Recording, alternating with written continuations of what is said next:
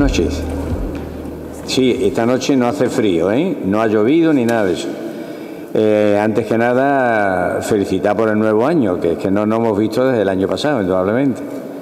Y este primer acto que tenemos esta noche, que por cierto, cuando terminemos, pues no iros, vamos a tomar una copita en honor nuestro, por nuestra salud y por el conferenciante, que es verdaderamente maravilloso.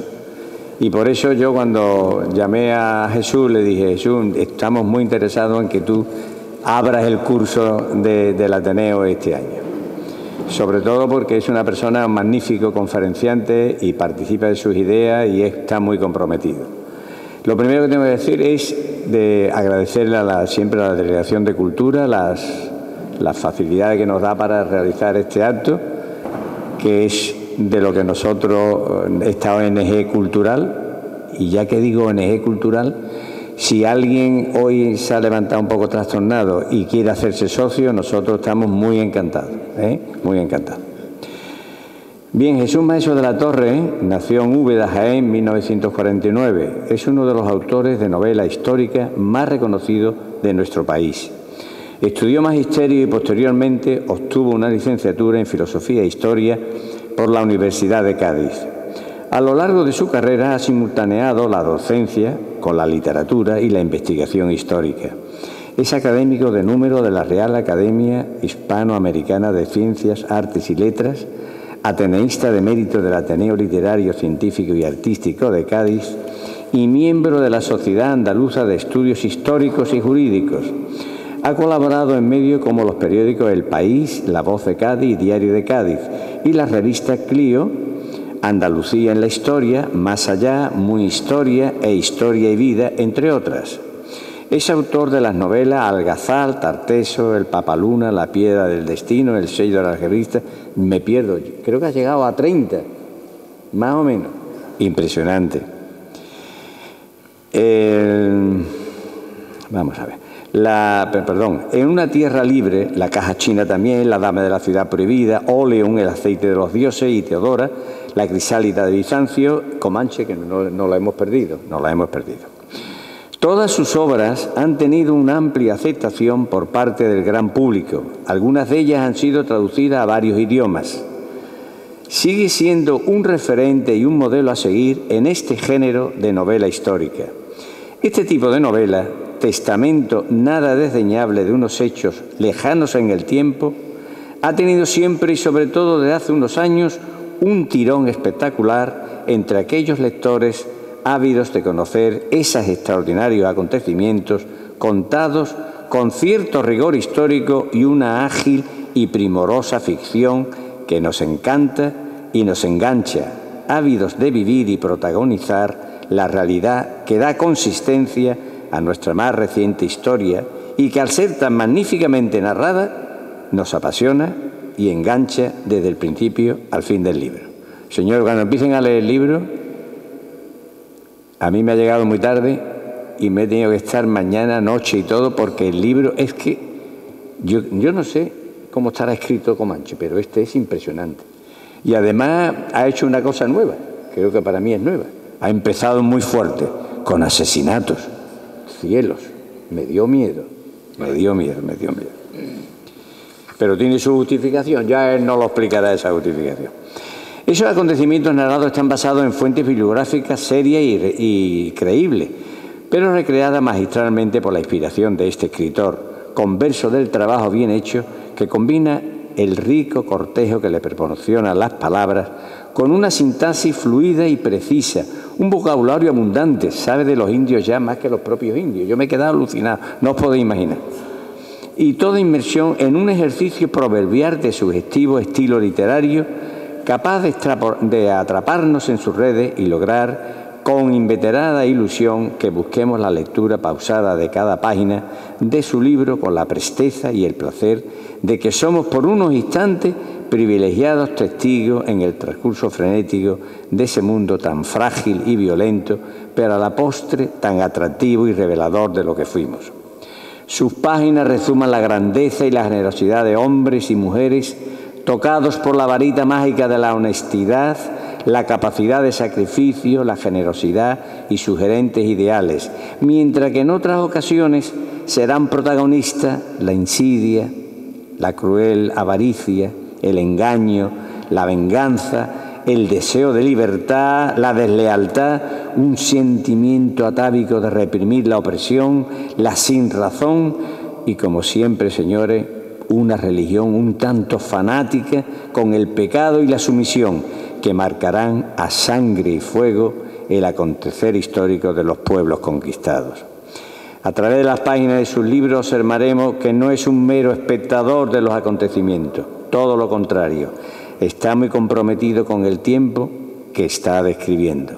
Hay dos protagonistas para mí importantísimos, que es Martín Arellano y la Luna, la chica india, Luna, que él ya nos dirá. Para mí, leyendo el libro, me ha dado la impresión que son dos mundos irreconciliables. No sé lo que nos dirá él. Muchísimas gracias. Muy bien.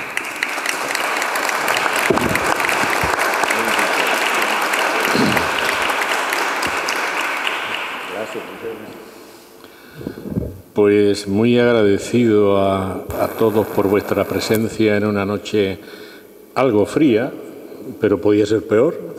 Siempre lo digo, puede ser peor. Le agradezco inmensamente las palabras a mi gran amigo Manolo Reyes, al que conozco hace ya muchísimo tiempo. Además, se ha eternizado en el cargo de presidente del Ateneo y creo que lo seguiremos viendo. Exactamente. Yo he sido muy asiduo a Sanlúcar. Una vez me pidieron que hiciera el pregón de la Manzanilla y lo hice con gran afecto y aún lo guardo, una placa que me dieron, porque como yo soy historiador y deambulo por la imaginación, por escenarios antiquísimos de esta ciudad, pues me causó una gran complacencia el tenerlo eso, porque yo escribí una novela allá por el año 2000 que vine a presentar al Ateneo, que estaba en la Plaza del Cabildo, eso que estaba de presidente, no sé si Benito o un Barbadillo. Barbadillo estaba por allí, un señor muy... Era Benito. Barbadillo, nuestro fundador. El fundador, efectivamente, que me regaló algunos libros para que yo lo utilizara para escribir esa novela, y le comentaba hace un momento a una ateneísta que la novela de Tartessos se convirtió en una especie de icono de la novela histórica española, la tradujeron a muchísimos idiomas y la he presentado en 3 continentes. La última vez estuve en Toronto, en la Universidad Bilingüe de Toronto. Yo no sé inglés. Un compañero de estudios, Juan Luis, que está aquí, sabe que nos enseñaban francés, pero no nos enseñaban inglés. No sé por qué en la época de Franco, en el bachillerato, no se estudiaba inglés. Pero como eran alumnos bilingües, pues pude explicárselo. Y es que la novela de Tartessos, el núcleo principal era el templo de Noctiluca, aquí donde estaba la realeza, el Tribunal de Justicia, donde se reunían los señores de la guerra de los 10 reinos, se reunían en esta ciudad. Esta ciudad tiene una historia asombrosa. Yo por eso cuando doy algunas conferencias, bien en la academia a la que pertenezco de Cádiz o en el Ateneo, se lo digo a los gaditanos también, no sabéis lo que tenéis aquí. El otro día, en plan de broma, pasaba yo por la calle ancha, había unos compañeros maestros allí desayunando y digo, ¿vosotros sabéis que por esta calle han pasado Aníbal, Asdrúbal Barca, Julio César y el héroe de Troya Menesteo? Claro, porque es la calle donde estaba el templo de Minerva y donde estaba el palacio de los sucetes o reyes de Gadir antes, que es hoy la Torre de Tavira. Y se quedaron perplejos, pero eso es verdad. Es que para amar a una ciudad, para amar a un territorio, hay que conocerlo. Y entonces yo conozco muy bien la historia de esta ciudad. Luego recreé cuando escribí aquella novela de la cruzada de los escoceses que iban al Reino de Granada y estuvieron aquí en Sanlúcar. Luego escribí también en la novela Algazal el paso de los vikingos hacia Sevilla cuando la arrasaron. Luego escribo La caja china y vuelvo otra vez a recrear el Sanlúcar de la época imperial posterior a la hazaña de la victoria. O sea que yo he recreado muchas veces Sanlúcar. Y cada vez que vengo, y mis amigos lo saben, siempre digo que la población después de Cádiz que más admiro, que más quiero y donde yo podría vivir sería Sanlúcar. Pero es por el bagaje histórico que contiene esta ciudad y que quizá los sanluqueños lo ignoren, o muchos sanluqueños. Yo voy todas las mañanas a una cafetería de Cádiz que está regentada por unos sanluqueños, le hablo de estas cosas y lo ignoran totalmente, no lo saben, no saben la historia de su ciudad. Y es una pena porque esta es de las ciudades españolas que más historia tienen y yo aquí no voy a recordarla entera. Pero lo de Tartesos ha sido una cosa verdaderamente extraordinaria, como en Toulouse, en Glasgow, que también la presenté, en Roma. En México, en Guadalajara, pero no coincidió el asunto de Tarteso. Allí fui a hablar de la conquista de México, de mi novela Los hijos del sol. Pero lo de Tartesos en mí es que me conocen en muchos sitios de ambas orillas del Atlántico, me conocen por la novela Tartesos. Y Tarteso es Noctiluca, que mucha gente que, en fin, demuestra su enorme ignorancia, se piensa que es el nombre por el evangelista San Lucas, y no es eso, es por el templo de Noctiluca, o la primera luz, que era el lucero del alba, al cual los tartesios, que no tenían dioses de sangre, adoraban al lucero matutino, le llamaban Noctiluca, que quiere decir el lucero de la mañana. Eso significa la palabra Sanlúcar. Y yo cuando alguien dice algo de, sí, es como el evangelista y además tiene el toro y tal, yo, no tiene nada que ver. Esto no es por Sanlúcar el evangelista, a Dios gracias. Es por un tema histórico infinitamente mucho más amplio.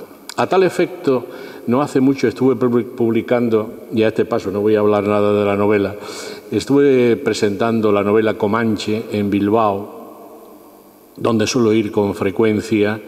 Y me dice una periodista del diario Deia, que como saben es un periódico absolutamente aversale, o sea, contrario a lo que es la unidad de España, y escribe en el periódico en castellano y en euskera.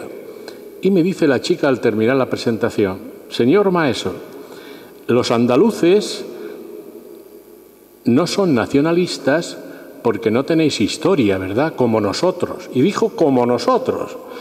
Bueno, ya cuando me dijo aquello, me entraron, como decimos en Andalucía, las 7 cosas. Digo, ¿que Andalucía no tiene historia? Bueno, acomódese que se lo voy a explicar en 2 minutos. No, yo permanezco de pie. Si no va a poder decirme nada, fíjense qué osadía de la periodista. Digo, mire, señorita, cuando ustedes vivían en cuevas y vestían de pieles, en el valle del Guadalquivir y en la parte final del lago Eritrea, donde estaba Sanlúcar, aparece una civilización hace 5.000 años, que se llama Tartesos. Tenían leyes, eran navegantes, llegaban hasta Normandía y las Islas Canarias, quizá llegaran alguna vez a América, es posible. Eran enormes orfebres, estaban divididos en clases sociales, lo cual quiere decir que es civilización, y tenían muchas ciudades, como Osuna, Écija, el mismo la misma Colobona o Trebujena, y ustedes estaban en cuevas. Después de desaparecer Tartesos, que dura varios milenios, primera civilización de Occidente, llega a Roma y a la Bética, que es el territorio del río Betis, de ahí la Bética, la convierten en provincia predilecta de Roma. Predilecta, pertenecía directamente al Senado, no pertenecía a ninguna familia, al Senado, porque era lo más valioso que tenía Roma.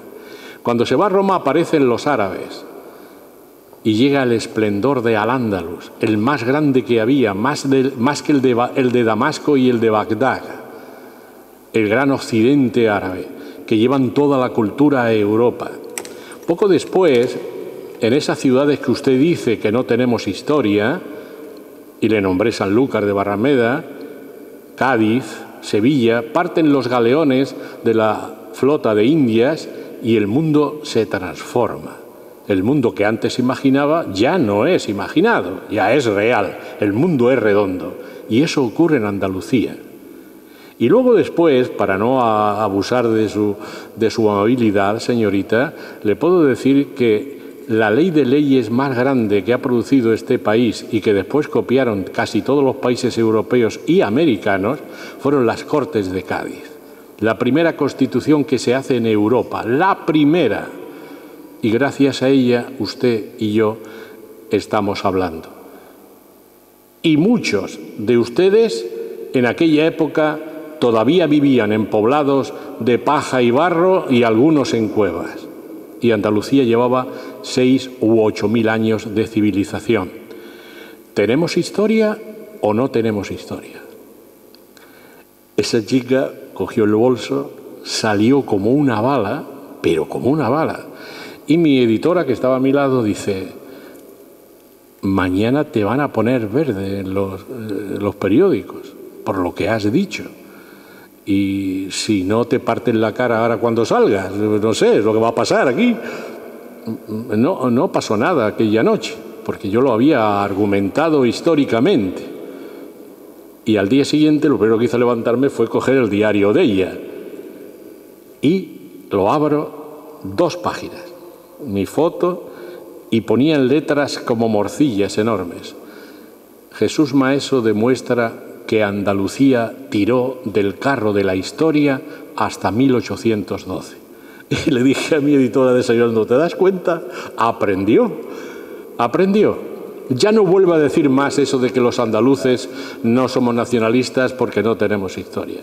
No tenemos historia porque por aquí han pasado todas las civilizaciones del mundo y tenemos un pozo cultural que nos hace que no seamos como ellos, tan fanáticos como ellos, porque ellos ni son independientes, ni son otra raza, ni son otro pueblo, y fue siempre un territorio que perteneció a la corona de Castilla.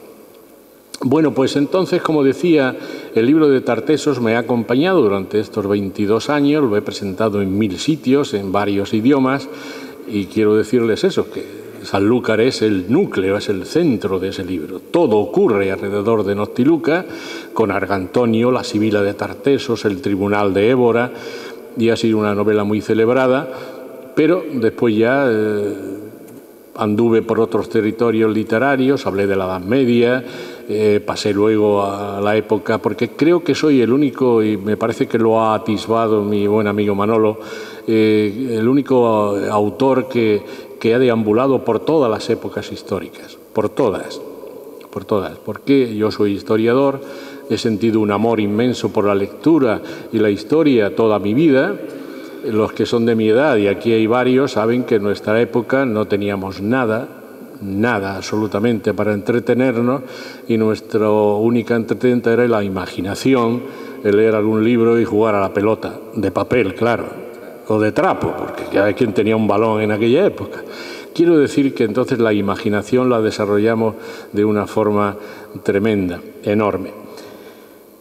Ciertamente, como bien ha dicho Manolo, no presenté aquí Comanche.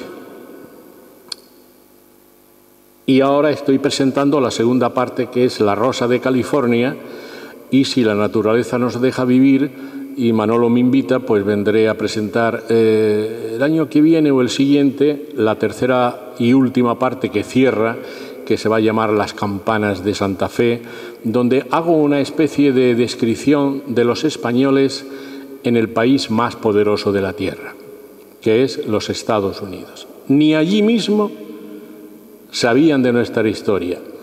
Y este modesto escritor gaditano ubetense he inventado un nuevo género literario, que es el Spanish Far West, o sea, el western español, pero no de una forma chabacana, todo lo contrario.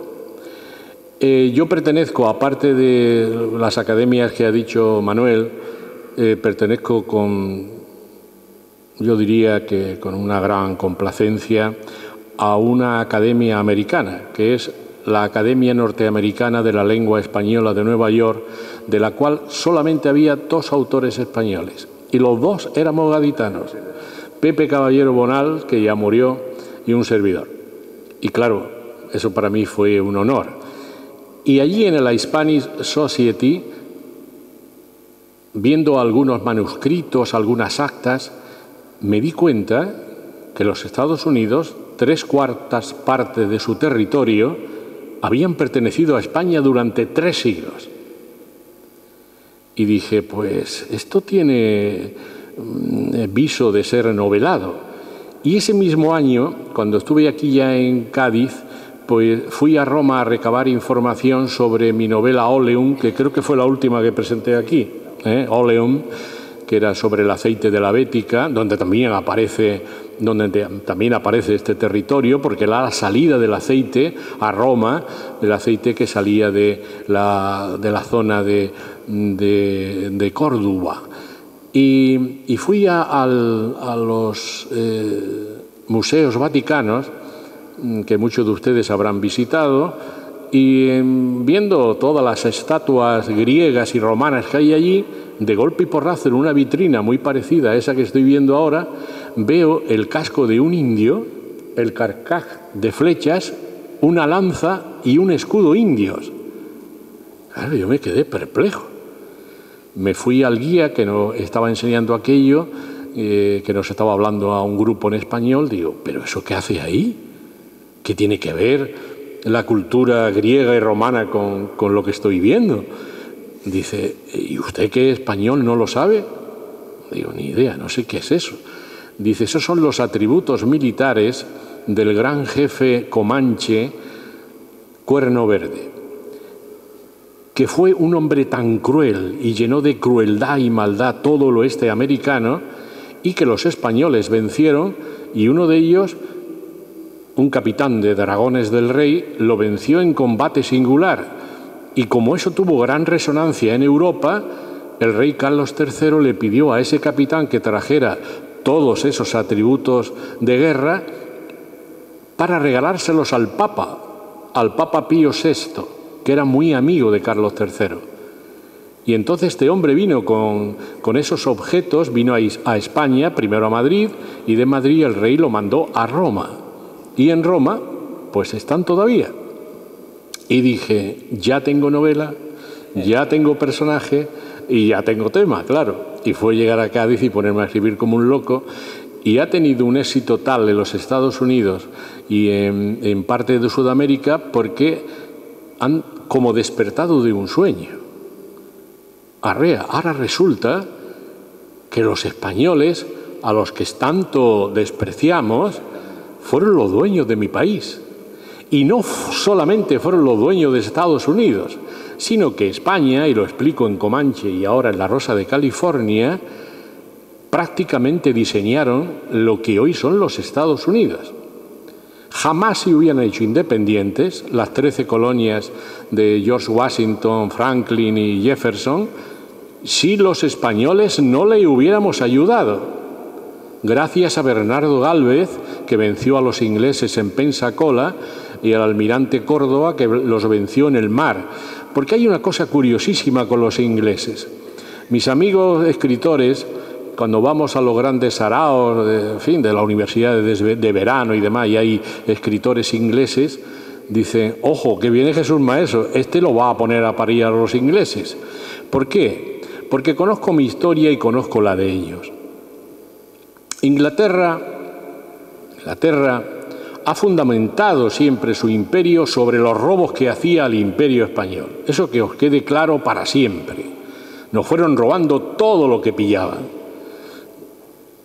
Y si fueron a Australia y la colonizaron, que es una forma de ser bastante benévolo, fue porque España ya no tenía personas para llenar Australia, ni Nueva Zelanda, ni Tasmania.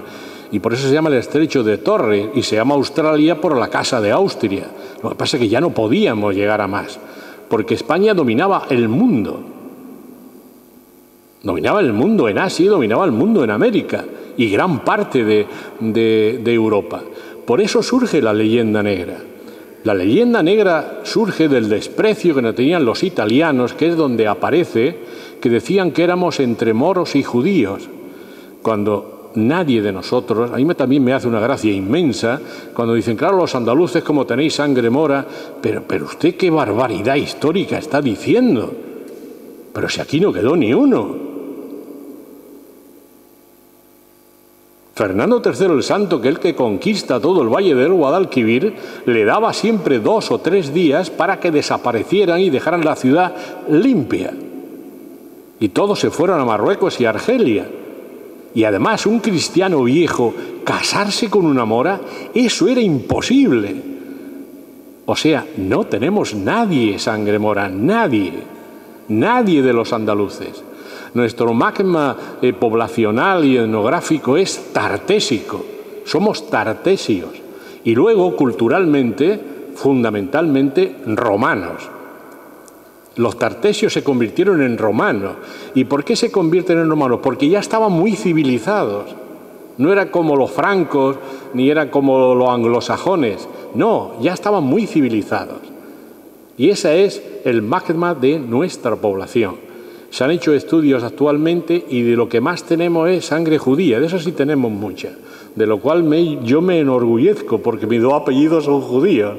Bueno, los judíos son gente muy inteligente, y gente han sido perseguidos y demás, pero es un pueblo especial. De eso sí tenemos mucho, pero fundamentalmente tenemos sangre tartésica. Eso es el fundamento de Andalucía. Y entonces cuando llegan los ingleses a esos foros, como el último, por ejemplo, en la Universidad del Escorial que estuve este verano, pues llegó un autor que se llama Simon Scarrow y quiso vender más o menos que ellos habían descubierto a América. Y claro, yo había sacado ya Comanche, estaba preparando La Rosa de California y le dije lo siguiente en la mesa redonda, que hubo un silencio absoluto entre el público anglosajón y no así del español. Digo, mire, le voy a decir una cosa. Ustedes cuando llegan a América no llegan en plan colonizador, en plan civilizador. No olviden que la máxima número 1 del general Sherman era el mejor indio es el indio muerto. Mientras que España, desde la Tierra de Fuego hasta Alaska, esta novela es la conquista de Alaska por España. Alaska perteneció a España. Resulta que nosotros íbamos civilizando. Jamás hicimos un genocidio. Genocidio quiere decir matar por una orden de la metrópoli a las poblaciones indígenas. Jamás lo hicimos, porque lo prohibían las leyes de Isabel la Católica, de Montesinos y de Carlos V. Eran adoptados al sistema social de España. Eso para que lo sepamos siempre. Y la mejor forma de decir que no hubo genocidio, como 2.500 españoles conquistadores que llegaron a América iban a matar a toda una población de un territorio que tenía 24.000 kilómetros en línea recta y era 100 veces mayor que España. Eso era imposible. Era imposible. Vosotros sí, los ingleses sí. ¿Ha quedado algún indio desde el Mississippi, Missouri, hasta la costa este de Nueva York, Boston, Chesterton y demás? Ni uno. Vayan ustedes a California, a Nuevo México, que es donde yo presenté Comanche, a Texas y toda esa zona, Colorado, Nevada, y verán miles y miles de descendientes de indios, sobre todo apaches Lipán.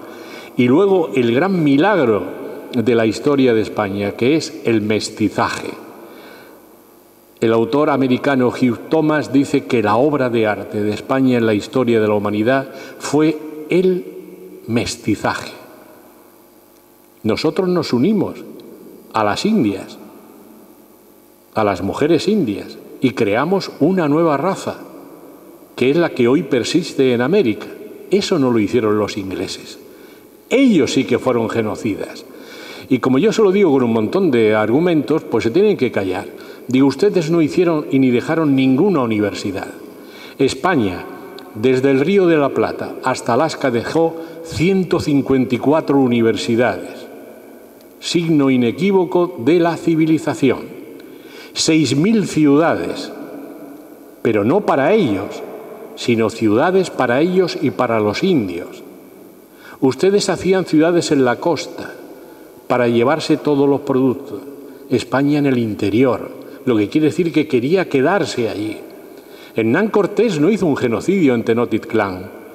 Hernán Cortés era un universitario de Salamanca y se dio cuenta que los aztecas mexicas tenían humillados y masacrado a todos los pueblos alrededor. Y Cortés lo que hizo fue una operación diplomática.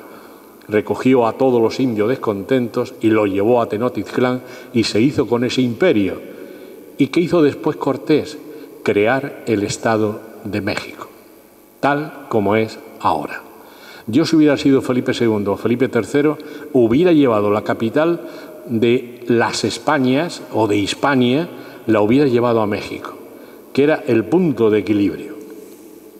Porque Manila y todas las colonias portuguesas de la India pertenecían a España. Y luego América, gran parte de Europa y, como es natural, España. Yo hubiera llevado la capital allí y tal vez no la hubiéramos perdido nunca. Y claro, yo descubrí allí a un destacamento de jinetes que posiblemente haya sido el más portentoso regimiento ecuestre que ha habido jamás en América. Se llamaban los Dragones del Rey o Dragones de Cuera. ¿Lo ven ahí? Ese es un caballero dragón. Y digo que eran caballeros porque tenían que ser de origen noble. Después ya empezaron a entrar incluso indios cristianizados, pero los primeros dragones de Cuera eran caballeros de todo el imperio español. Había napolitanos, había irlandeses, españoles como es natural, portugueses, y eran no más de 3.000, 3.500. Y eran los que guardaban la frontera española en los Estados Unidos, desde la ciudad de Nueva Orleans hasta San Francisco. Y toda esa frontera la guardaban los dragones de Cuera. Se llamaban así porque llevaban un chaleco de cuero de 6 capas para que las flechas de los indios les rebotaran. Y ellos a su vez llevaban un fusil Brown West, que era el último alarido en fusiles, llevaban la espada toledana y la pica española de los tercios de Flandes, eso es lo que llevaban. Y mantenían a raya a todos los indios de aquella zona. No los masacraban, solamente a las partidas indias que se atrevían a incendiar una iglesia, colgar por los pies a los frailes, que lo hicieron más de una vez, y atacar algunos ranchos. Ranchos donde vivían vaqueros que guardaban ganado, para que luego lo digan los americanos que eso lo inventaron ellos. Eso lo inventan los españoles. Los ranchos con vacas y con caballos y gente cuidándolo, eran gente que iban de Jerez, de los campos de Andalucía, de Extremadura, y después vienen los cowboys americanos que se creen que lo han inventado ellos. Y si se fijan bien, verán que el uniforme de los dragones del rey es azul, con un sombrero de ala ancha. ¿Quiénes copiaron eso? Recuerden las películas de John Ford, el 7º de caballería y el 5º de Illinois. Todos se vestían de azul, como los españoles. El dólar lo inventan los americanos y tenía las 2 columnas, que son las columnas españolas, el plus ultra. O sea, y los primeros, yo los he visto en el Congreso, los primeros documentos americanos están escritos en español. En nombre de Estados Unidos se lo pone el gobernador de Luisiana, que pertenecía a España. Los franceses, que también siempre han querido robarnos parte de nuestra historia, siempre dicen que Nueva Orleans es una ciudad francesa. Eso es mentira. Es una ciudad española. Lo que pasa es que tiene el nombre de Orleans, que es una ciudad francesa. Pero si ustedes van allí, verán que todas las construcciones son españolas. Todas. que no pase como el libro ese de Ramón J. Sender, aquella chica norteamericana que llega a Sevilla y le escribe una carta a la mamá y le dice: mamá, estoy en una ciudad donde hay muchos edificios y balcones de estilo californiano. Es justo al revés. En California lo que hay es muchas casas hechas a estilo sevillano y español. Las ciudades andaluzas fueron el canon que copiaron todos los criollos y los conquistadores para fundar esas 6.000 ciudades que existen, 6.000 ciudades. Y España le da su idioma. Nunca jamás permitieron los reyes de España, nunca, que hablaran el español. Ellos podían hablar sus idiomas. Ahora bien, para las cuestiones de justicia y demás, tenían que hablar el castellano. Y entonces ellos lo aprendieron. Primero como una lengua refractaria, que ellos se oponían, pero después se dan cuenta que con ese habla puede ir uno desde Buenos Aires hasta Puerto Valdés, en Alaska, y hablar con todo el mundo en castellano. Dijeron: oye, esto es utilísimo. Y hoy, en una conferencia que di en Guadalajara, México, es adoptado el idioma español como una lengua patrimonial de México y una lengua patrimonial de Ecuador, de todas partes, y cada vez en los Estados Unidos se habla más el castellano. Yo cuando estuve la última vez, yo no tuve que hablar en español. Allá donde iba, en inglés. Allá donde iba todo el mundo hablaba castellano. Y voy a dar una conferencia en la Universidad de Stanford, en aquella en que le echaron pintura roja a la estatua de Fray Junípero Serra, que fue el gran creador de California. Pues los alumnos hablan todos castellano. Aparte que había mucho de origen amerindio, pues todo el mundo habla castellano, y yo no lo veré. Pero me juego el pescuezo que de aquí a 100 años el inglés va a ser la segunda lengua de los Estados Unidos. De la importancia que tuvo España allí. Ciudades que yo visité como San Antonio, nombre español, Tucson, Alburquerque, El Paso, Palo Seco, por ejemplo, pasé en un pueblo que se llamaba Palo Seco, digo, esto más español no puede ser. Y cuando llegué a San Francisco y veo la estatua del que creó los dragones del rey, el coronel Juan Bautista de Anza, una estatua maravillosa allí, me llené de orgullo. Digo, ellos aceptan que fuimos los españoles. Ellos no le llaman a San Francisco San Franciscan en inglés, no, le llaman San Francisco. Santa Mónica, Santa Rosita, Monterrey, una presencia española tremenda. Y cuando fui a Los Ángeles y vi la estatua del gobernador de California, Felipe de Neve, que preside la Avenida de la Constitución, pues también me llené de orgullo. O sea, ellos se sienten orgullosos de su origen español. Sintámonos nosotros orgullosos también, y que esa mezcla que tenemos de ignorancia de nuestra historia y de desprecio acabe de una vez por todas. Somos nosotros los que tenemos que acabar con la leyenda negra. Yo lo hago a través de mis libros y a través de mis charlas por medio mundo. Acabo con la leyenda negra, porque es una injusticia tremenda.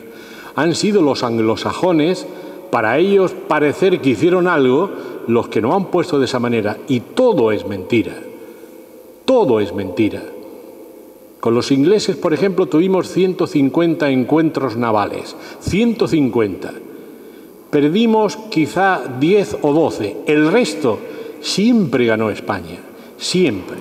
La Armada Invencible, sobre la que ellos han hecho un monumento de su eficacia, la Armada Invencible no la venció nadie. La Armada Invencible no llegó nunca a Inglaterra. Y además la ineptitud del duque de Medina Sidonia, que seguramente residía en el castillo vuestro, seguramente, fue el que aceptó ser el almirante de la Armada, porque murió días antes don Álvaro de Bazán, el marqués de Santa Cruz, el vencedor de Lepanto. Entonces este hombre era un inepto, un marino inepto, porque era un noble. Lo que hacía era holgazanear y no sabía nada. Y va la gran flota que sale de La Coruña, de Lisboa y de Sanlúcar, y cuando llegan a Plymouth le dicen los capitanes: ahí está la flota inglesa, vamos a destrozarla y entramos en Inglaterra cuando nos dé la gana. Y él se opuso, porque tenía una carta de Felipe II en la que decía: tienes que ir al puerto de Amberes y recoger a los tercios de Flandes de Ambrosio de Spínola. Y eso hizo que viniera una tormenta terrible, dispersó los barcos, y eso fue lo que ocurrió, nada más. Los ingleses hacen después una racia por La Coruña y fueron vencidos. Luego fueron vencidos en una infinidad enorme de lugares. Y la más grande fue la de Cartagena de Indias. Antes de salir, el almirante Vernon de Londres hicieron una moneda de oro donde decía: Almirante Vernon, vencedor de los españoles en Cartagena de Indias. Salieron los 150 barcos, llegan a Cartagena de Indias, que era la joya de la corona española en América, donde estaba la flota y las enormes riquezas, y allí gobernaba la fortaleza el gran Blas de Lezo, que le llamaban el medio hombre, porque le faltaba una pierna, le faltaba un brazo, un ojo, porque lo había perdido luchando con España en los barcos españoles. Y este hombre, cuando vio la flota, hizo una cosa muy sencilla: poner en la bahía que entraba a Cartagena cañones a uno y otro lado, y las murallas, en vez de subirlas, fue cavar tierra y hacerlas 20 metros más altas, con lo cual ya las escaleras que traían no valían. Destrozó la flota absolutamente toda. No dejó un barco y le dejó uno.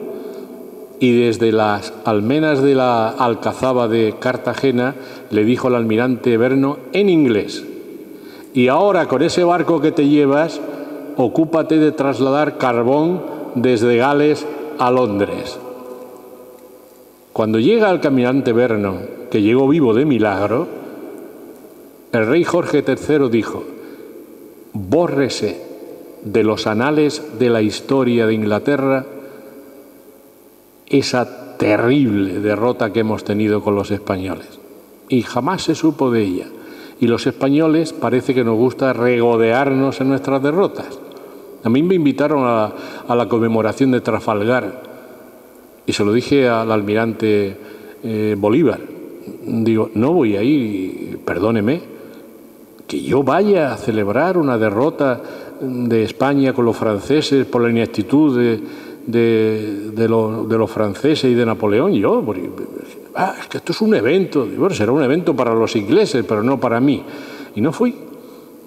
Pero no porque yo le tenga odio a los ingleses y nada. Yo lo que quiero es que le den su lugar a España en el mundo. Entonces, como decía, y con esto ya vamos terminando para no cansarles más, escribí Comanche, donde me inventé un personaje que era el capitán de dragones Martín de Arellano, que es el que dirige todas las acciones punitivas de los dragones por toda la frontera, vence a los comanches, que eran una gente terrible. La palabra comanche significa en indio, Manolo ha dicho efectivamente que me fui allí a Nuevo México y me empapé de cultura india, y posiblemente sepa más de indios que Sitting Bull Toro Sentado ahora mismo. Y lo que hice fue describir toda la historia de España allí. Entonces uno comprende la inmensa labor que hicieron los españoles, enorme labor. Los indios, como venían todos los domingos a comerciar, jamás se le hacían nada a nadie. Y alguien me dijo, bueno, pero es que los indios seguramente en la sociedad española ocuparían el lugar peor. Posiblemente. Eran los menos cualificados. Y entonces los españoles lo utilizaban pues para todas las cuestiones de agricultura, de ganadería y demás, pero jamás de la corona española salió que tuvieran crueldad, y mucho menos que los esclavizaran, mucho menos. Y por eso hoy vemos millones de indios en toda esa zona. Cuando acabé Comanche, que tuvo, como os he dicho, un gran predicamento en los países sudamericanos y sobre todo en los Estados Unidos, allí en Santa Fe, cuando presenté la novela, la primera frase que se me ocurrió, será por eso de ser andaluz, que tenemos siempre como una especie de... somos mucho más rápidos en nuestras contestaciones y demás. Le dije, miren, antes... Para hacerles un ejemplo, como yo también soy maestro, pues con un ejemplo lo entienden mejor, una parábola. Antes que John Wayne, que sé que es un personaje ficticio, antes que John Wayne y que Clint Eastwood, y claro, ellos empezaron todos así a sonreírse, un personaje nuestro de la historia de Estados Unidos, aunque sea un personaje de ficción, pero son muy queridos allí porque es el inicio de los Estados Unidos. Pues yo les dije, antes que John Wayne Y antes que los sherry, eso de rostros adustos, que los bandoleros, que toda esa farándula que veis en las películas del oeste, antes, 2 siglos antes, estuvimos los españoles. Antes. Y el Monument Valley, y el Cañón del Colorado, y Nebraska, y Arkansas, y las montañas rocosas, todo eso lo exploramos los españoles 2 siglos antes que vosotros. Me gustaría que hubierais visto las caras. Se quedaron. No se lo creían. Y entonces ya con toda la documentación que yo llevaba, pues le estuve explicando todo lo que se hizo allí y lo comprendieron. Y lo comprendieron. Al final del viaje estuve en Nueva York en una sesión de la Academia donde tenía que estar nuestro querido Pepe Caballero Bonal, que no pudo porque había muerto hacía un año.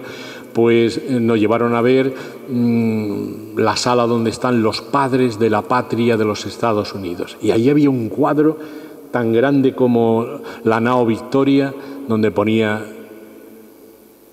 Sir Bernardo de Gálvez, Father of the Patry, padre de la patria de los Estados Unidos. Menos mal, menos mal.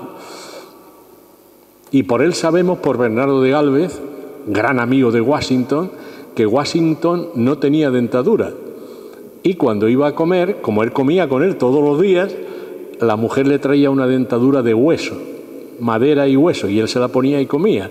Y por eso lo sabemos. ¿Por qué? Porque era muy amigo de Bernardo de Gálvez. Y al lado hay una estatua enorme de Fray Junípero Serra, donde puede leerse el padre de California, el fraile franciscano español, Fray Junípero Serra. O sea que está lleno.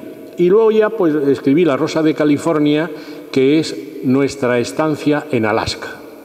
España toma posesión en nombre de la corona española de la isla de Nootka, que era riquísima en pieles, y se hace cargo de casi todos los puertos del sur y del oeste de Alaska.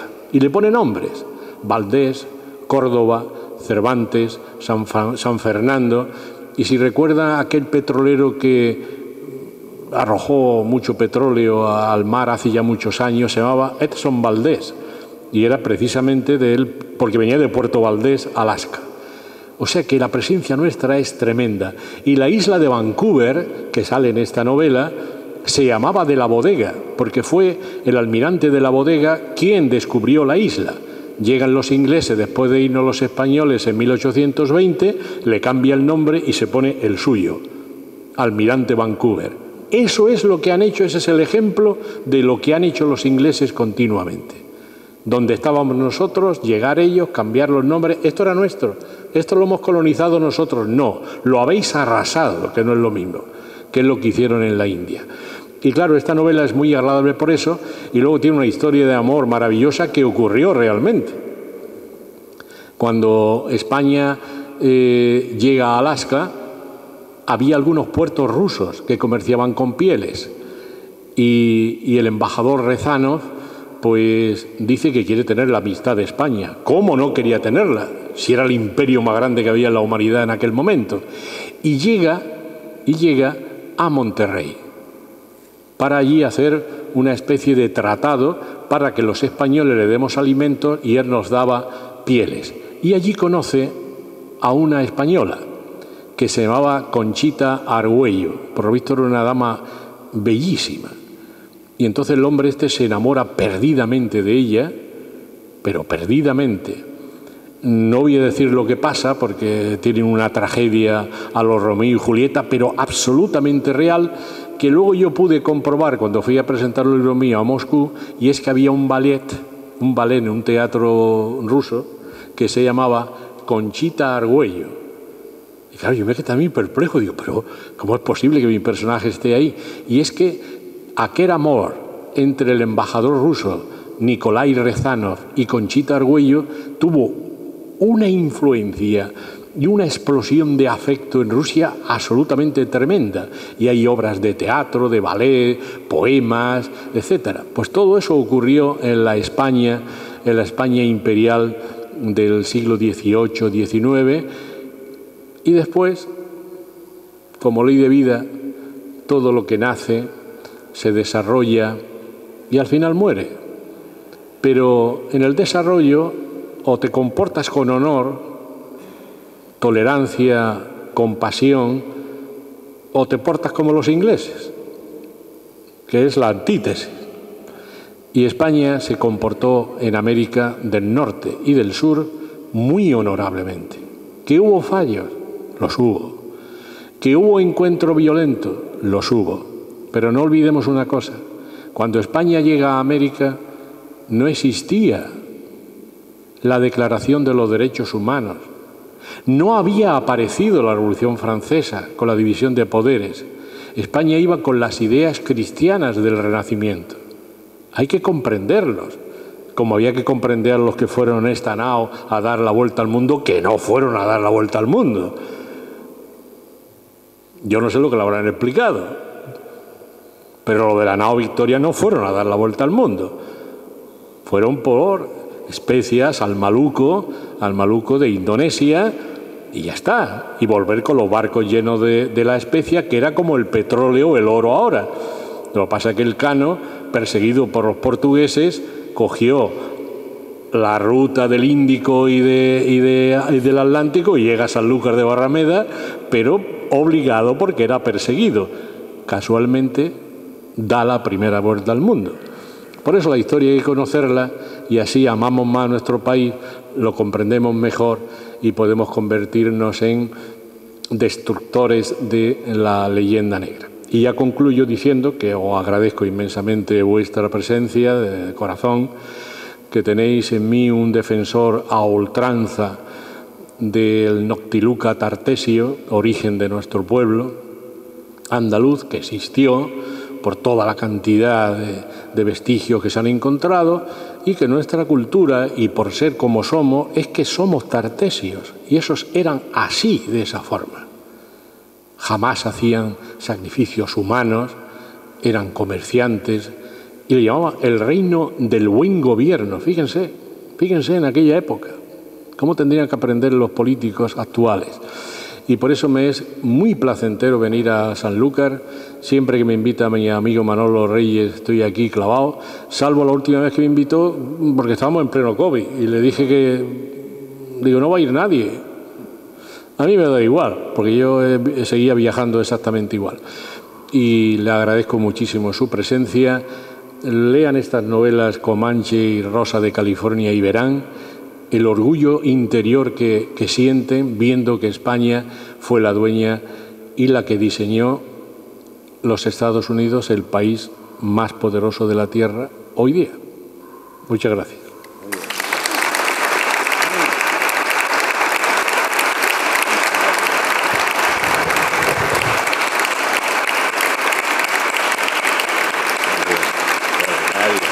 Gracias.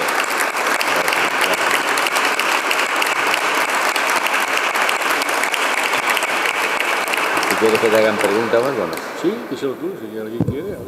¿Alguien quiere hacer algún tipo de pregunta o algo? ¿Pero cómo van a hacer preguntas bueno, si lo he machacado? Se he machacado todo. Bien.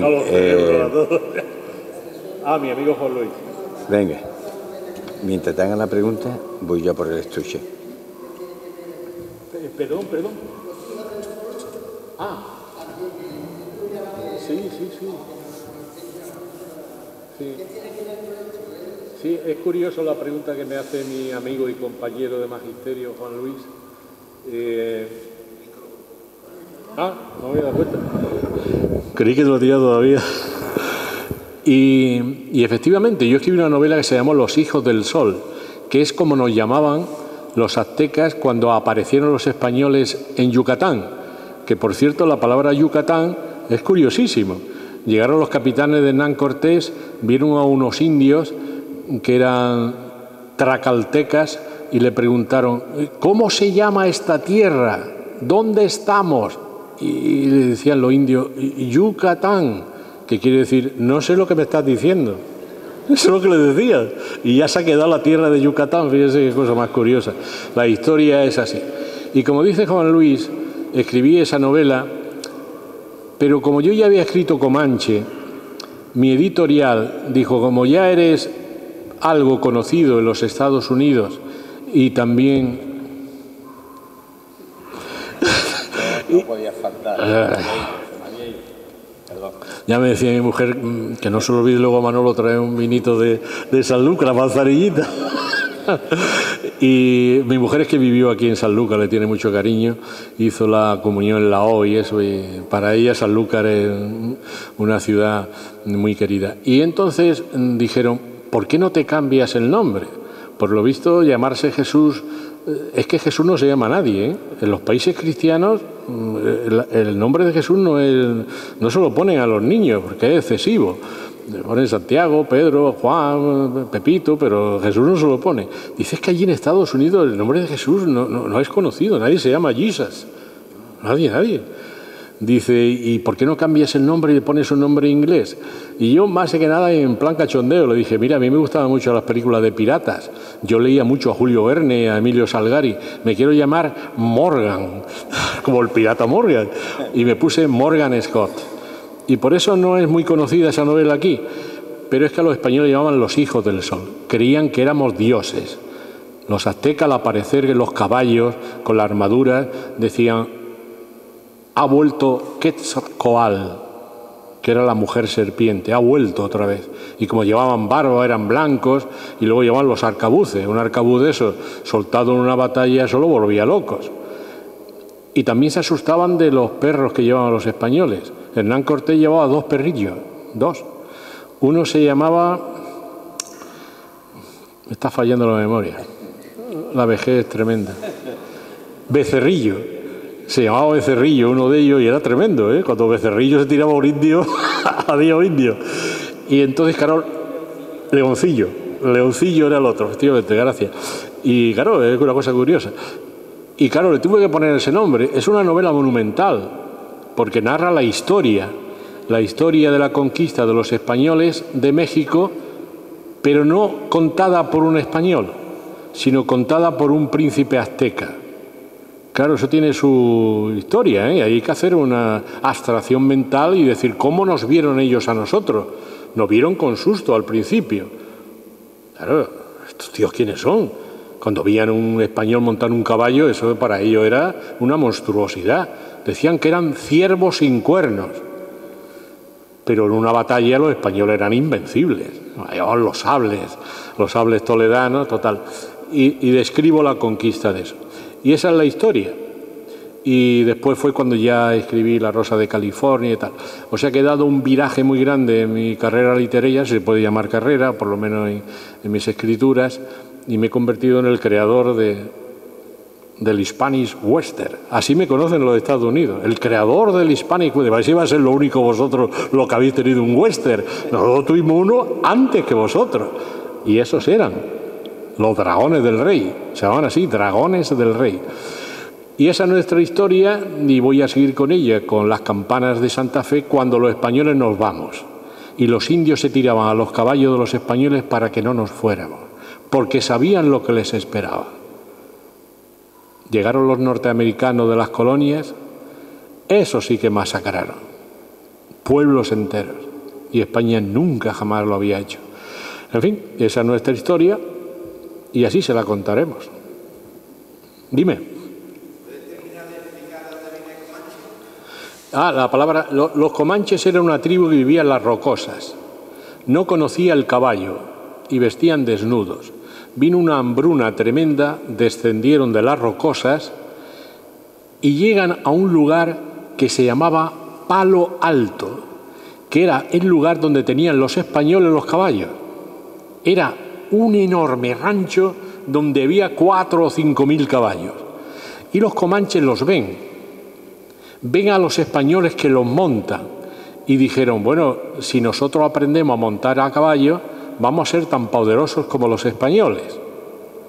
Y aprendieron. Y fueron mejores jinetes que los españoles, porque montaban en la panza, a los lados y tal, y se hicieron temibles. Casi masacraron a los apaches. Y por eso los apaches se unieron a los españoles para luchar contra los comanches, porque los esclavizaban y los vendían en la ciudad de Corpus Christi, que está en el Golfo de Orleans. Y con eso acabó España. Pero fue venciendo en batalla singular a los comanches, en Arkansas.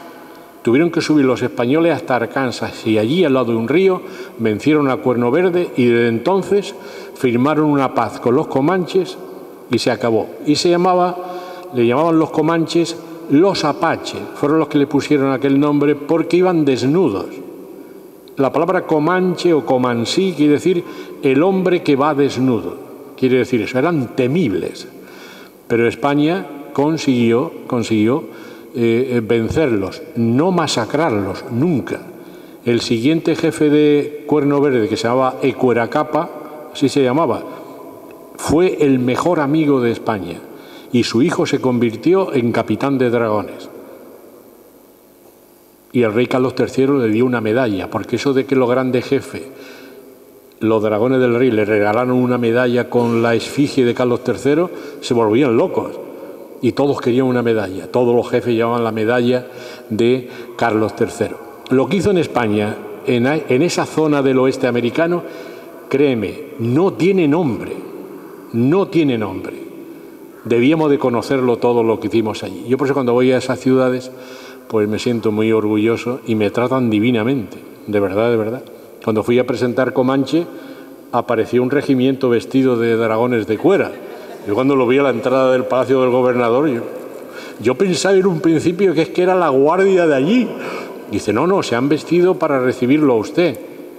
Digo, joder, bueno, me quedé de piedra. Digo, usted, yo simplemente soy un humilde escritor, yo no soy nadie. Y fue un pequeño regimiento de descendientes de españoles. Dice, nos vestimos 3 veces al año, en Navidades, no sé qué, no sé cuánto. Iban vestidos igual que eso, impecablemente. Sombreros azules de ala ancha, una cosa preciosa. Pues eso. Bueno, pues muchas gracias. Bueno, pues te regalamos nuestros caldos de San Luque para que disfrutes de ellos. Muy bien. Una por lo menos va a caer de aquí a la calzada.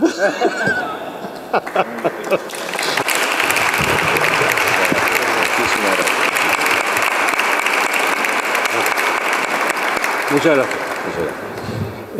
Ahí tenéis los libros y por favor no se vayan, que nos vamos a tomar una copita cuando termines de firmar los libros, ¿vale?